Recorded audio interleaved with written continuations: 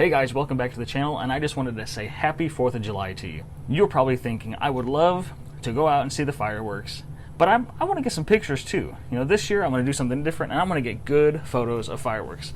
So photos of fireworks can be a little challenging because you're taking photos of light, but at night. And sometimes you might find that the photos just don't turn out the way you thought they should. And so I'm gonna go through and I'm going to talk about some settings and some things that you need to make your 4th of July firework photos a success. First thing you need is a camera. Of course, if you want to take photos, you need a camera. This can be any camera and lens combination. Okay, the photos you're going to see going through here were done with were done in 2014 on a Canon T3 with the 18 to 55 millimeter kit lens. This is as basic a setup of DSLR as you can get, and yet these photos turned out awesome. The only thing you need is the ability to set your settings manually, and we'll get into what those settings should be, give or take a little bit, in just a minute. The second thing you need is a tripod. You want to keep your camera stable, okay? You're taking pictures at night and low light, and so you need to have your camera as still as possible, otherwise you're going to get blur, and not a good kind of blur. The third thing you need is once you have your camera and you have it set on your tripod, that you're going to want to lock in your focus. Okay, you're going to want your fireworks to be sharp and in focus so that you can enjoy them.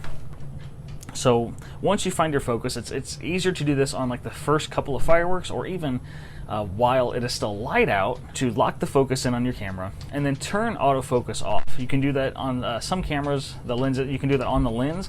Sometimes you might have to go into your settings, but usually there's a switch on the lens to turn it to manual focus, and then you don't have to worry about setting your focus again because it's not going to change. Okay, after that, let's just talk about some camera settings. Okay, on these photos that are scrolling through here, each of these were done with a shutter speed of between 5 and 7 seconds. My ISO was 400 and my aperture was f11, and so these can vary a little bit. So the photos were actually taken at 6 seconds, and so I could adjust that up or down a little bit with very little change. But if you start to get too much change, like if you do too long of a shutter speed, you want to have more of that firework plumage, if you will, you would want to go to a longer shutter speed. But what that's going to do is that's going to make the scene brighter. So you can adjust your ISO down or close your aperture. So you can take it down to like ISO 200, or you can take it to like f13 or f16, and that'll darken it while you increase the shutter speed. So there's give and take in your settings, you know, that you have to do. That's called the exposure triangle, and that really works with you very well with firework photography.